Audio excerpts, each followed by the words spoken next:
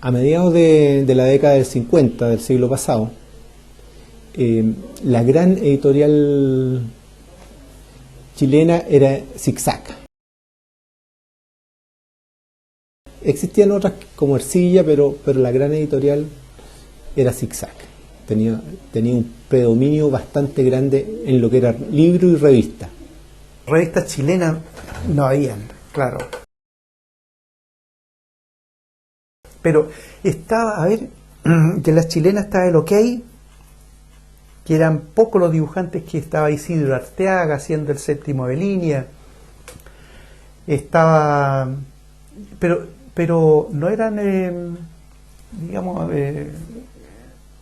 todo el material venía de afuera. Se sabía del OK,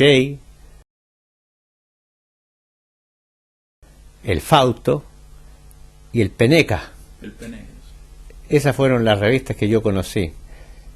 Creo que también llegaba el Pobre Diablo, pero no tenía acceso a eso yo porque era un cabro muy chico y esa es una revista ya un poquito para mayores. Tú ibas a la revista El Peneca y era un gran salón donde estaba el Peneca, estaban los dibujantes ahí haciendo su trabajo. La mayoría del material de estas revistas, por ejemplo del Peneca, era material comprado. Eran durante, yo diría que hasta los 40 había mucho material europeo y después en los 50 se empezó a comprar material en Estados Unidos. En Storan estuve 6 años trabajando.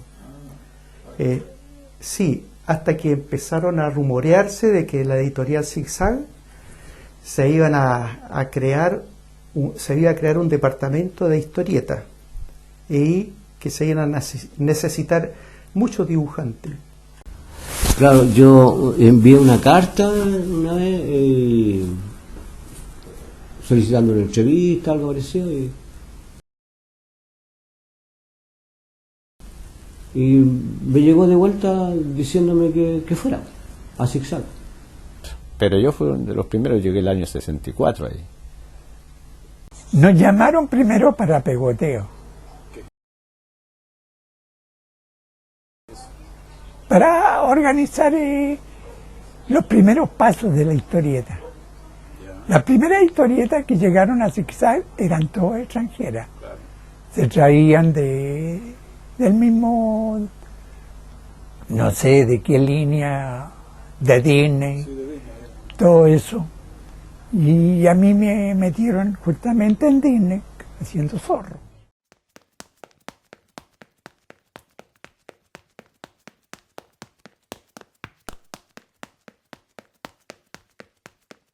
El departamento estaba a cargo de una directora que era Elisa Serrano. Y habían, digamos, subdirectores o gente que estaba a cargo del taller mismo. Pero el departamento era inmenso. O sea, aparte de la gente que hacía la historieta, de los dibujantes, habían coloristas, letristas, había un corrector de estilo que tenía que leerse todas las revistas y no salían a talleres si no era con el visto bueno de él. Al principio era un galponcito, después se amplió. Estaba Igor, Romero y toda la tropa nuestra. Todos éramos muy conocidos y nos juntábamos algunas veces a comer.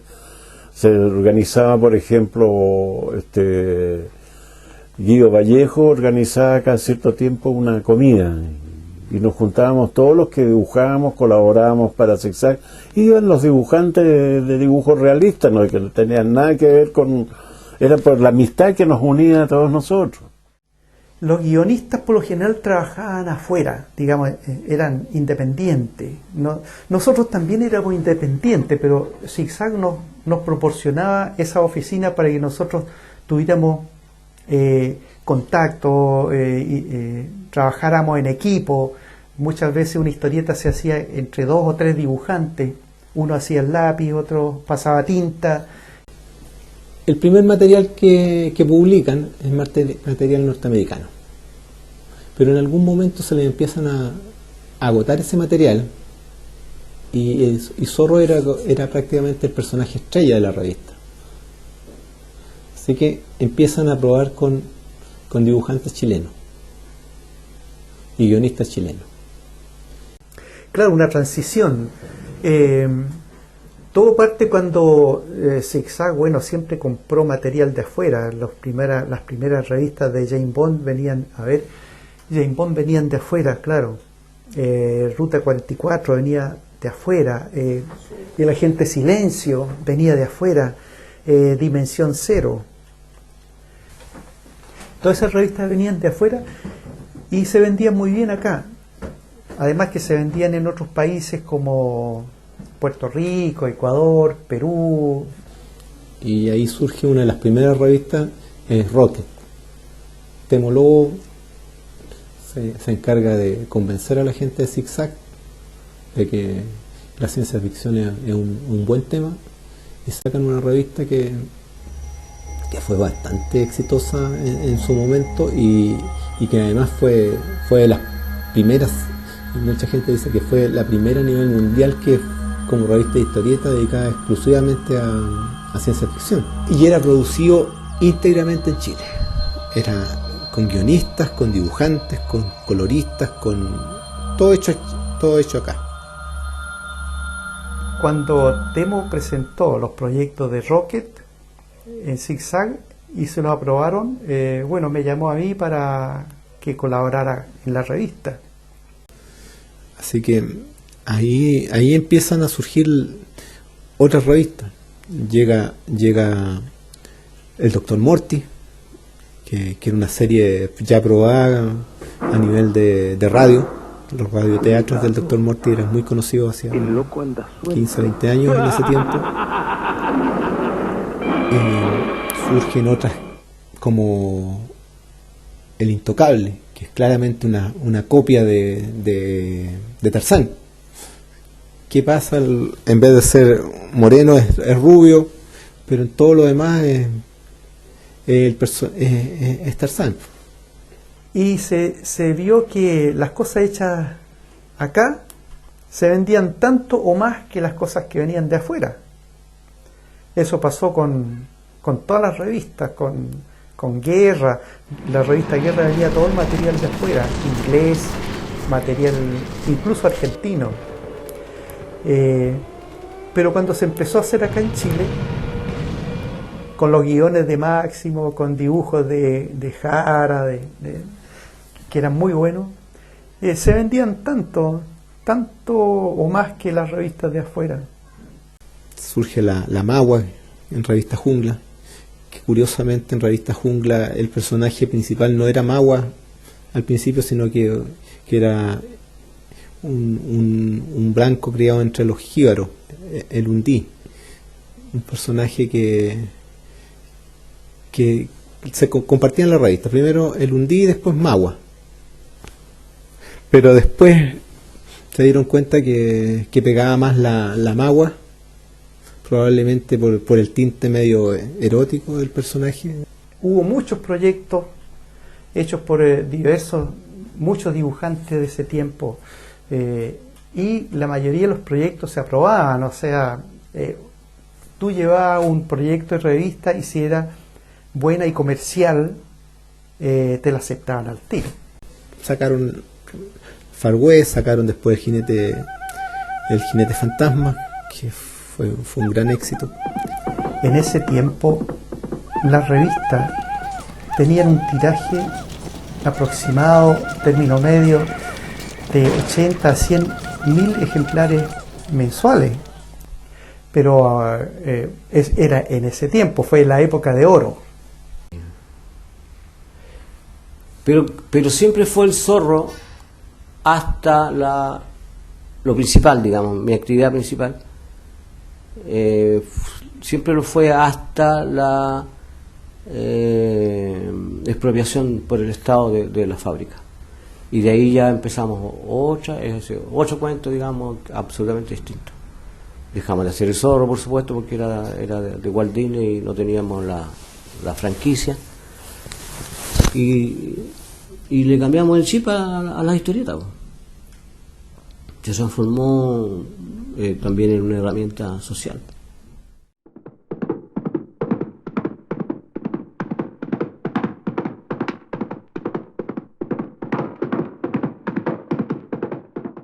Zig-Zag tenía un negocio, un gran negocio, tenía una empresa grande y por lo gigantesca, obviamente causaba cierto deseo de ser manejada por alguien, ser manejada políticamente. ¿Por qué? Porque era la empresa que imprimía todas las grandes revistas. Una revista exitosa como Dr. Morty era 70, 80 mil ejemplares. Pero digamos, todas las empresas importantes del país que empezaron a pasar al área social de ese tiempo, ¿qué año sería? 71, 72, por ahí. Y llega un momento en que la empresa es entre expropiada y vendida al Estado, a un Estado que está con el gobierno de recién electo de Salvador Allende, que necesitaba mantener para los efectos de algunas de sus promesas de campaña, tener una gran editorial pública.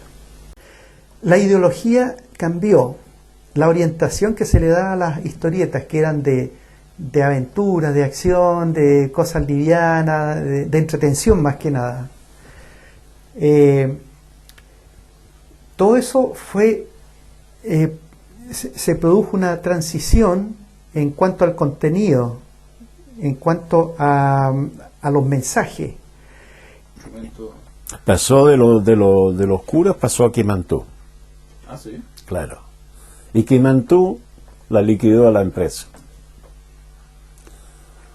Se acabó cuando quedó en poder de Quimantú, que fue estatal, de gobierno. La empresa quebró, se vino abajo. Bueno, ahí fue cuando empezó a cambiar todo el sistema y empezaron a cambiar las historias y ya no se pudo seguir trabajando porque todo tenía un tinte político, ya dejó de ser un negocio. Y se creó una industria que se llamó la industria pincel, que se fueron a otro lugar, y ahí estaba Pepo con Dorito, y se hacían las revistas de Walt Disney. Y Quimantú se queda con revistas de diferentes temas. Y ahí empiezan a tomar decisiones. Y toman decisiones que no siempre fueron muy afortunadas. James Bond era un personaje de aventuras, pero tenía que ser, que debería de luchar por la clase, no sé, trabajadora, no sé. Y se hacían comités, digamos, para discutir el argumento, ¿ya? No era una creación, digamos, individual, absoluta. ¿Qué pasa con Dr. Morty? Dr. Morty veía una revista de un muerto que pretende dominar el mundo, en fin, también políticamente. Empiezan a tratar de terminar con la revista, la transforman en una revista semi-ciencia ficción, mandan al Dr. Morty al espacio, hasta que la terminan.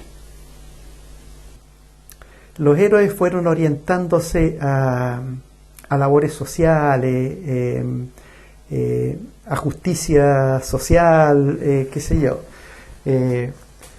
Ya el objetivo de las aventuras ya no era la aventura por sí misma, sino que habían otras orientaciones ideológicas. Hay revistas que se perdieron derechamente, El jinete fantasma, oye, Jinete Fantasma, una historieta clásica del oeste de un enmascarado que luchaba contra los indios, contra los bandidos, contra esto, lo otro,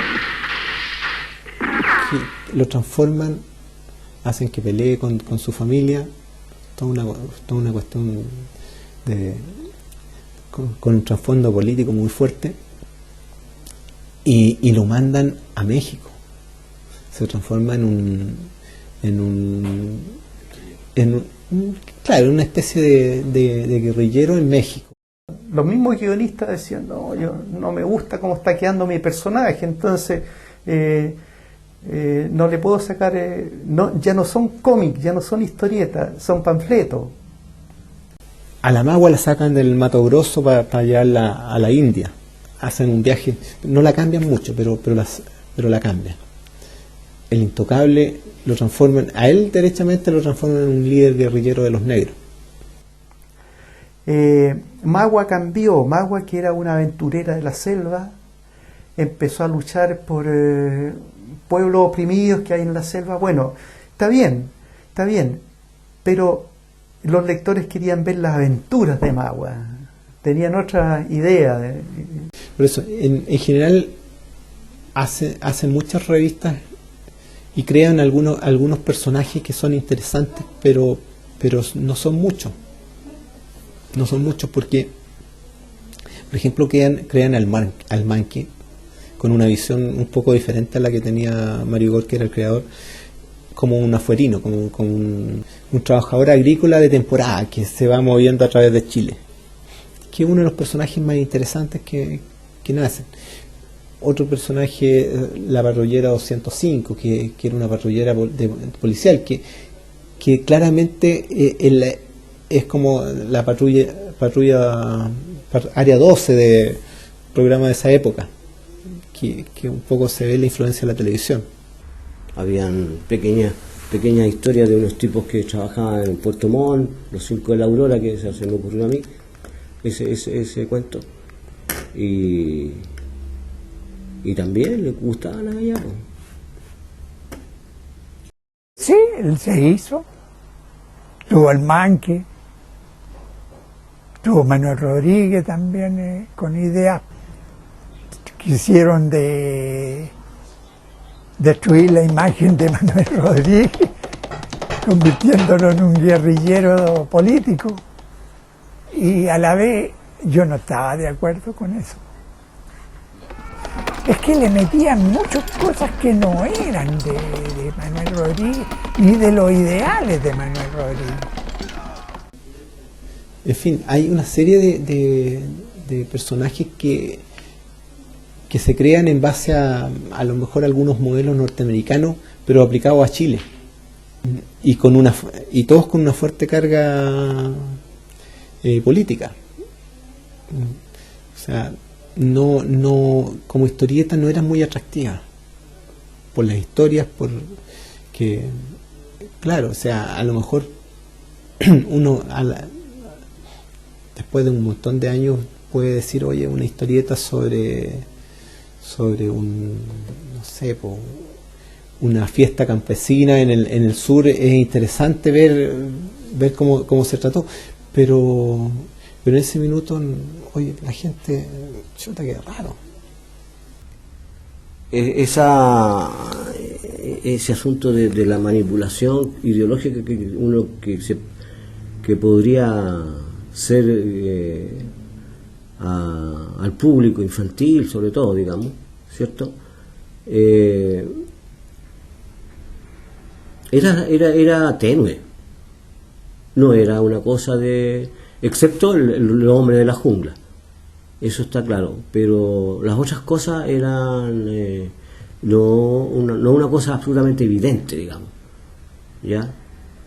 Estaba en el fondo el tema social, sí, pero las tramas eran las tramas de siempre, o sea, el malo, el bueno, qué sé yo, la acción, sobre todo la acción. Y eso mismo hizo que esas revistas empezaran a ir en picada, o sea, en general revistas que se transformaron y pasaron de 40 a 60 mil ejemplares a 15 a 20 mil ejemplares. Otra cosa que repercutió mucho a la empresa fue, digamos, que los contratos con Walt Disney, con las historietas de Disney, que era el Pato Donald, Mickey, se dejaron de publicar porque eran personajes, según la nueva orientación, un poco nefastos, que daban malos ejemplos o malas costumbres. Llegaron muchos psicólogos, muchos sociólogos, quiero decir, gente que tomó la rienda del asunto en cuanto a la orientación de las revistas. Eran gente muy profesional, que traían nuevas ideas, pero los cambios fueron bruscos, o sea... Claro, llegaron sociólogos, ya las revistas ya no tenían el interés verdadero que tienen que tener, porque fueron muy manejados los argumentistas. Lo que sí podría yo estar de acuerdo no en la cosa ideológica, porque ocurre que muchas historietas norteamericanas traen la ideología norteamericana, o sea, la cosa del lucro y todo eso que está en el fondo del capitalismo, ¿ya? Así que por ese lado no estábamos cometiendo ningún gran pecado. Todo lo que se hizo en Kimantú, bueno, se hacían, a lo mejor no dejaba mucha plata como ganancia a la empresa, como empresa, pero sí que me acuerdo que yo viajaba en micro en ese tiempo y la gente sacaba del bolsillo una novela y todos leían, todo el mundo se iban a sus trabajos, a la casa, qué sé yo, con una novela en el bolsillo. Y lo otro que era la diferencia muy importante y vital, porque era el que las historietas que hacíamos en Zigzag eran de origen norteamericano y hablaba de personajes y de ambientaciones norteamericanas. En cambio, con Kimantú, las ambientaciones y los personajes y las historias eran chilenas o latinoamericanas. Eso fue muy importante, porque el manque se vendía como pan caliente. Y eso hace que la revista de historieta como historieta decaiga. O sea, fue uno de los primeros síntomas a mi juicio. Después vienen otros. El cine ya, o sea, la televisión ya termina de matarla, pero...